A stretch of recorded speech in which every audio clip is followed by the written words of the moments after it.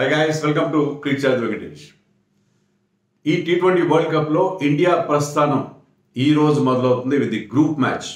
ప్రథమంగా ఐర్లాండ్ తో ఈ మ్యాచ్ ఆడబోతున్నారు న్యూయార్క్లోని నసౌ కౌంటీ క్రికెట్ గ్రౌండ్లో. సో ఈ మ్యాచ్లో అందరి ఫోకస్ ఆ పిచ్ మీద ఉంది. ఆ నసౌ కౌంటీ క్రికెట్ గ్రౌండ్లో ఉన్న పిచ్, డ్రాప్ ఇన్ పిచ్ చాలా మిస్బిహేవ్ చేస్తుంది, చాలా ట్రికీగా ఉంది. బ్యాటింగ్ చాలా ఇబ్బందికరంగా ఉంది. మనం ఐపీఎల్ ఏమో భారీ భారీ స్కోర్స్ చూస్తూ వచ్చాం. ఇక్కడ చూస్తే మొన్న శ్రీలంక సౌత్ ఆఫ్రికా మ్యాచ్లో శ్రీలంక ఫస్ట్ బ్యాటింగ్ చేసి 77 రన్స్ చేసింది. దాన్ని చేజ్ డౌన్ చేయడానికి నానా తంటాలు పడింది సౌత్ ఆఫ్రికా టీం. 58కి 4 వికెట్స్ కోల్పోయింది. So batting was very very difficult on that pitch.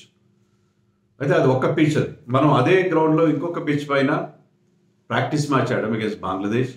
అక్కడ కూడా మన బ్యాట్స్మెన్ స్ట్రగుల్ అయ్యారు. బంగ్లాదేశ్ బ్యాట్స్మెన్ అయితే చేతులు ఎత్తేసారు. ఓన్లీ రిషబ్ పంత్ అండ్ హార్దిక్ పాండ్యా ఆ కండిషన్స్ని జయించి చెప్పుకోదగ్గ స్కోర్స్ చేయడంతో India manage to put on a score of 180 on the board. But otherwise ఆ మ్యాచ్లో కూడా batting was very difficult. Pitch ఒకటే కాదు, ఆ స్క్వేర్లో 4 ఎన్నో పిచ్లు ఉన్నాయి. ఆల్మోస్ట్ కొంచెం అటు ఇటుగా అన్ని పిచ్లు అదే రకంగా బిహేవ్ చేస్తాయి. బట్ ఇది pitch Sri Lanka south Africa pitch మాత్రం చాలా చాలా వర్స్ పిచ్. ఈ వరల్డ్ కప్కి బ్యాటింగ్ ఫ్రెండ్లీ పిచ్ ఎలా ఉండకూడదు, మరీ అంత బౌలర్స్కి హెల్ప్ చేసే పిచ్ కూడా ఉండకూడదు. There should be balance between bat and ball కదా. అండ్ పిచ్ ఒక్కటే కాదు అక్కడ సమస్య. అవుట్ఫీల్డ్ ఎంత కష్టంగా ఉందంటే బాల్ ఆగిపోతుంది. Ball tries not travelling. మన ఈడెన్ గార్డెన్స్కి టోటలీ ఆపోజిట్ అనమాట. ఈడెన్ గార్డెన్లో ట్రేసర్ బుల్లెట్ లాగా వెళ్ళిపోతుంది. రవి శాస్త్రి గారి ట్రేసర్ బుల్లెట్ లాగా బాల్ బౌండరీకి దూసుకెళ్తుంది ఆల్ అరౌండ్ ద గ్రౌండ్. ఇక్కడ బౌండరీకి చేరడమే గగనంగా ఉంది. బాల్ ఒకసారి ఇట్లా గాల్లో కొట్టినా, సిక్సర్ కొట్టడానికి ట్రై చేసి గాల్లో కొట్టినా అది ఆన్ పిచ్చింగ్ ఆన్ ల్యాండింగ్ అక్కడే అయిపోతుంది. కదలట్లేదు. అంత సాఫ్ట్గా ఉంది అవుట్ఫీల్డ్. ఈవెన్ రాహుల్ ద్రావిడ్ కూడా చెప్పాడు, మన కోచ్, ప్లేయర్స్ హ్యామ్స్ట్రింగ్స్ని, కాఫ్ మజిల్స్ని టెస్ట్ చేస్తున్నారు. ఎందుకంటే అలాంటి సాఫ్ట్ గ్రౌండ్ మీద రన్ చేసినప్పుడు బౌలర్ స్ట్రెయిన్ పడుతుంది వాళ్ళ లెగ్స్ పై. So it was a tough pitch and tough ground for India.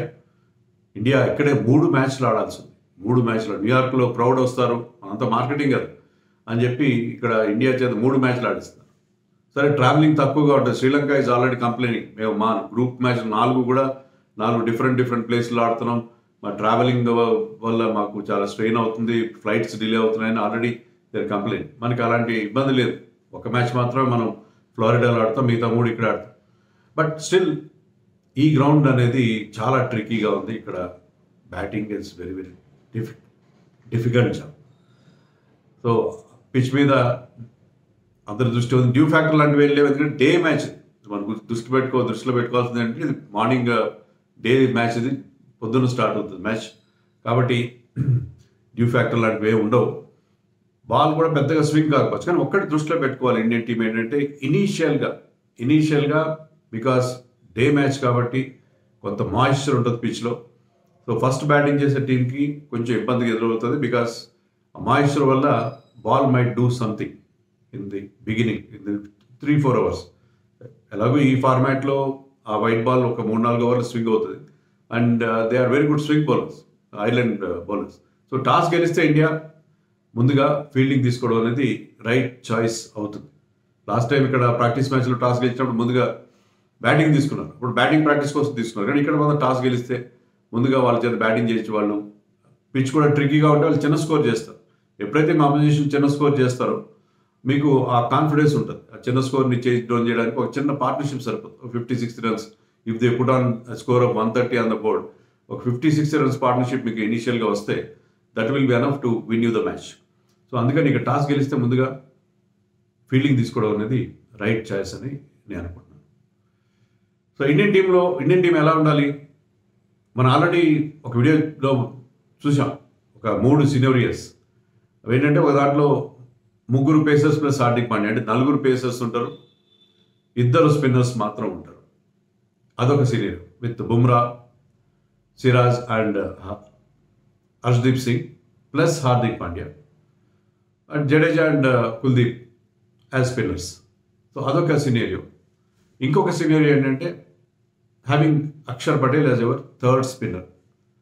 మరి ఇక్కడ ఈ న్యూయార్క్లో ఉన్న పిచ్ చూస్తే ఏంటంటే స్పిన్నర్స్కి అంత పర్చేజ్ లభించట్లేదు, స్పిన్నర్స్కి అంత హెల్ప్ లేదు ఆ పిచ్ పైన. బట్ స్పిన్నర్స్ కూడా వికెట్స్ తీయచ్చు, ఎందుకంటే స్క్వేర్ బౌండరీస్ పెద్దగా ఉన్నాయి, స్ట్రైట్ బౌండరీస్ చిన్నగా ఉన్నాయి, స్క్వేర్ బౌండరీస్ పెద్దగా ఉన్నాయి. స్పిన్నర్స్ కొంత హెల్ప్ ఉంటుంది అక్కడ కూడా. కానీ పేసర్స్కి బాల్ స్లోగా అవుతుంది, కటర్స్ వేసే వాళ్ళకి అడ్వాంటేజ్ ఉంటుంది. మరి చూడాలి మరి ఏం చేస్తారనేది. యాక్చువల్లీ మనం అనుకున్నాం కదా, లెఫ్ట్ హ్యాండర్స్ ఎక్కువగా లేని టీంకి అగేన్స్ట్గా ఇద్దరు left arm orthodox spinners in our team, both Jadeja and అక్షర్ని ఆడించాలని చెప్పి. యాక్చువల్లీ ఈ టీంలో అసలు లెఫ్ట్ హ్యాండర్స్ లేరు. మెయిన్ ఆ టీంలో ఆడేవాళ్ళు main batsmen captain Paul Stirling కానీ, బల్బర్నీ కానీ, టకర్, ట్రెక్టర్, వీళ్ళందరూ కూడా కర్టిస్ క్యాఫర్, వీళ్ళందరూ రైట్ హ్యాండర్స్. సో వీళ్ళందరూ రైట్ హ్యాండర్స్ ఎక్కువగా ఉన్న టీం కాబట్టి you can happily go with all 3 left arm spinners, 2 orthodox left arm spinners, 1 chinaman bowler and Kuldeep Yadav. So మన ముగ్గురు లెఫ్ట్ ఆర్మ్ స్పిన్నర్స్తో హ్యాపీగా వెళ్ళొచ్చు, వాళ్ళని ఎప్పుడంటే అప్పుడు యూజ్ చేసుకోవచ్చు. సో అందుకని అక్షర్ పటేల్తో వెళ్ళడం అదొక ఛాయిస్ ఉంటుంది. లేదు మనకి బౌలింగ్లో మరింత స్ట్రెంత్ కావాలనుకుంటే అలా. కానీ ఇక్కడ నన్ను అడిగితే పిచ్ అంత ట్రికీగా ఉంది కాబట్టి you should have extra cushion in batting. Akshar పటేల్ని you don't even bowl him. కొన్ని సందర్భాల్లో జరిగింది, వన్డేల్లో కూడా మనం అక్షర్ పటేల్ 6th బౌలింగ్ ఆప్షన్గా పెట్టుకున్నప్పుడు కొన్నిసార్లు అతను బౌలింగ్ ఇవ్వలేదు, లేకపోతే ఇచ్చినా కూడా చాలా తక్కువ 1 or 2 hours ఇచ్చారు. సో అలాంటి అవసరం లేదు. అతని స్కిల్స్ విత్ ద బ్యాట్ దాన్ని బేస్ చేసుకుని మీ తన టీంలో పెట్టుకోండి. You can bat well down the order, left hander. అంతేకాకుండా అవసరమైతే అతను 6th బౌలింగ్ ఆప్షన్ ఇస్తాడు, లేకపోతే అవసరం లేదు. అదర్వైజ్ 5th బౌలింగ్ స్లాట్ని మన ముగ్గురు ఆల్రౌండర్స్ హార్దిక్ పాండ్యా, జడేజా అండ్ అక్షర్ కలిసి షేర్ చేసుకుంటారు. 8 overs they will bowl in between them. వాళ్ళు ముగ్గురు కలిసి 8 overs వేస్తారు. Whereas other specialist bowlers will bowl their full quota. So ఆ రకంగానే అక్షర్ పటేల్ టీంలో పెట్టుకుంటే ఏమవుతుందంటే మీకు బ్యాటింగ్లో డెప్త్ వస్తుంది. With Axar Patel batting at number 8. మీకు కేవలం బుమ్రా, హర్షదీప్ అండ్ కుల్దీప్ మాత్రమే టైలెండర్స్గా ఉంటారు. సో ఈ నెంబర్ 8 దాకా మీకు బ్యాటింగ్ ఉంటే ఏమవుతుందంటే మీకు ఆ ఎక్స్ట్రా కుషన్ అనేది ఉంటుంది. ముందున్న బ్యాట్స్మెన్ కాస్త ఫ్రీగా బ్యాట్ చేసే అవకాశం ఉంటుంది. సో అది రైట్ ఫార్ములా అనిపిస్తుంది ఇర్రెస్పెక్ట్ ఆఫ్ ది పిచ్. ఎందుకంటే ముగ్గురు pacers are enough on any kind of pitch. Hardik Pandya good enough bowler as your third seamer. So అందుకని హార్దిక్ పాండ్యాని పెట్టుకుని థర్డ్ సీమర్గా మీరు బుమ్రా, హర్షదీప్తో వెళ్తే sir. Harshdeep is important because we should have a left arm pacers. Left arm pacers already ఈ world కప్లో ఇప్పటికే సందడి చేస్తున్నారు. అది ట్రంపుల్ మ్యాన్ కావచ్చు, లేకపోతే ఫజల్ హక్ ఫరూకీ కావచ్చు. ఫజల్ హక్ ఫరూకీ ఆడే 5 wicket haul for Afghanistan. So left arm pacers ఎప్పుడు కూడా ఈ ఫార్మాట్లో చాలా చాలా important. So that makes Siraj has to SIT out అని అనుకుంటున్నాను. బట్ ఈ టీమ్ డెసిషన్, సిరాజ్తో ఎక్స్ట్రా పేసర్ని పెట్టుకుందాం మనం అనుకుంటే మనకి కొంచెం బ్యాటింగ్లో డెప్త్ లేని పరిస్థితి. నేను ఇచ్చిన సినేరియో 1-11 అవుతుంది. అప్పుడు Siraj will be there in the team instead of Akshar Patel. So అదొక scenario. But I'm in favour of having 3 spinners because ఆ పిచ్ చాలా ట్రిక్కీగా ఉంది. ఆ పిచ్ మీద స్పిన్నర్స్ కూడా ఎంతో కొంత హెల్ప్ ఉంటుంది. Keshav Maharaj we have seen him picking up 2 wickets.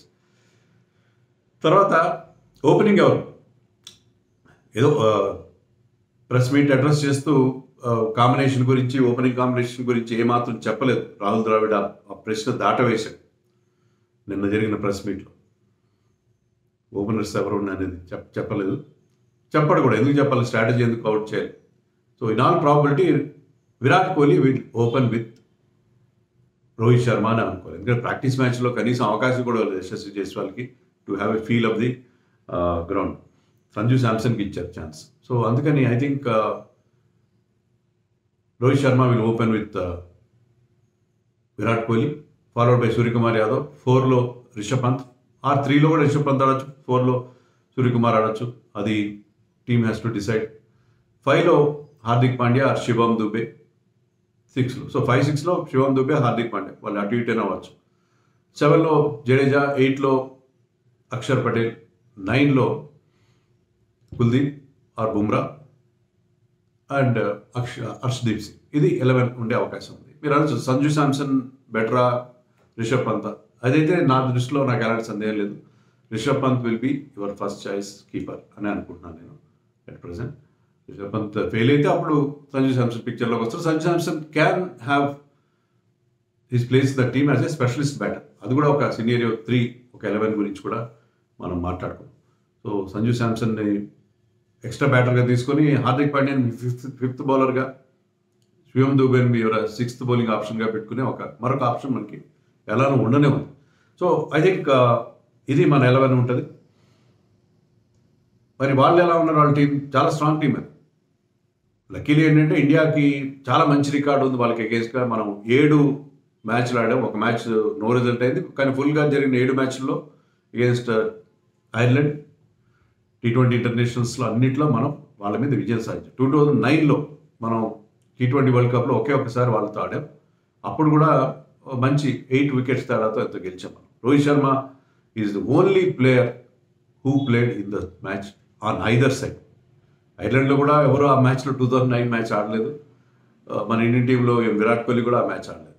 So Rohit Sharma is only player who played in that match 2009 ఇంగ్లాండ్లో జరిగిన వరల్డ్ కప్లో. సో రోహిత్ శర్మ మనకు తెలుసు, ఇప్పటివరకు జరిగిన 8 T20 వరల్డ్ కప్స్లో అతను ఆడాడు. 9వ వరల్డ్ కప్ ఆడబోతున్నాడు. He and Shakib Al Hasan are the only players to play in all T20 world cups. మరి ఆ టీంలో వాళ్ళ కెప్టెన్ పాల్ స్టర్లింగ్ 33-year-old, కాస్త బొద్దుగా ఉంటాడు కానీ హీ ప్యాక్స్ ఎ పంచ్. చాలా బిగ్ హిట్స్ కొట్టగలవాడు. మనం సీన్ ఇన్ ద పాస్ట్ చాలా బిగ్ సిక్సర్స్ కొట్టగల ప్లేయర్ అతను. సింగిల్స్ బిలీవ్ చేయడు, ఎందుకంటే కాస్త అతను రన్నింగ్ బిట్వీన్ ద వికెట్స్ అంత ఫాస్ట్ కాదు అతను, because of his extra weight. But he deals in బౌండరీల భాషలో మాట్లాడే ప్లేయర్ అతను. సో పాల్ స్టార్లింగ్, వాళ్ళ మరొక ఓపెనర్ బల్బనీ, ఇంకా Harry Tector and Lorcan Tucker, Curtis Campher, George Dockrell, ఇవన్నీ కూడా మనకు బాగా ఫెమిలియర్ నేమ్స్. ఇవన్నీ గరెత్ డెలానీ అందరూ ఆల్రౌండర్స్ కూడా, మంచి spin bowling allrounder, pace bowling allrounder అందరూ ఉన్నారు. ఆఫ్ స్పిన్ వేస్తాడు ఒక Stirling, Delany leg spinner, Dockrell left arm spinner, ఇంకా బెన్ వైట్ అని వాళ్ళకి మరొక లెగ్ స్పిన్నర్ ఉన్నాడు వాళ్ళకి. సో బౌలింగ్ ఆప్షన్స్ ఉన్నాయి వాళ్ళకి. Even Curtis Campher is an allrounder. So వాళ్ళకి చాలా ఆప్షన్స్ ఉన్నాయి, అటు సీమ్ బౌలింగ్లో కానీ స్పిన్ బౌలింగ్లో కానీ. So that is a very experienced side. మనకు ఆ పేర్లన్నీ కూడా బాగా తెలుసు. మన జాష్ లిటిల్ తెలుసు, Josh Little plays in IPL, left arm seamer, and Mark Adair, వాళ్ళందరూ కూడా కండిషన్స్ కనుక హెల్ప్ఫుల్గా ఉంటే దాన్ని చక్కగా యూజ్ చేసుకునేప్పుడు. So it is a very difficult opposition. India చేయాల్సింది ఏంటంటే ఇండియా ఈ మ్యాచ్ గెలిస్తే it is ticket for them to reach the super 8. ఎందుకంటే పాకిస్తాన్తో ఓడిపోయినా సరే ఈ మ్యాచ్ గెలిస్తే, ఎందుకంటే this is the only tough opponent for us. Ireland కనుక ఇక్కడ ఓడించేస్తే పాకిస్తాన్తో ఆడే మ్యాచ్లో మన మీద అలాంటి ప్రెషర్ ఉండదు, మస్ట్ విన్ అనే ప్రెషర్ ఉండదు.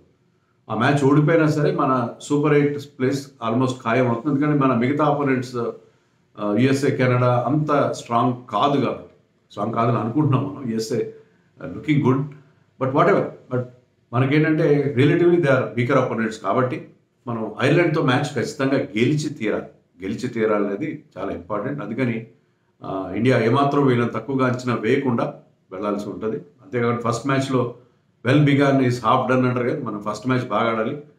ఫస్ట్ మ్యాచ్లో కనుక ఒక మంచి విన్ సాధిస్తే మన క్యాంపెయిన్, మన జైత్రయాత్ర విల్ బిగిన్ అనే winnowing note and A happy note కదా.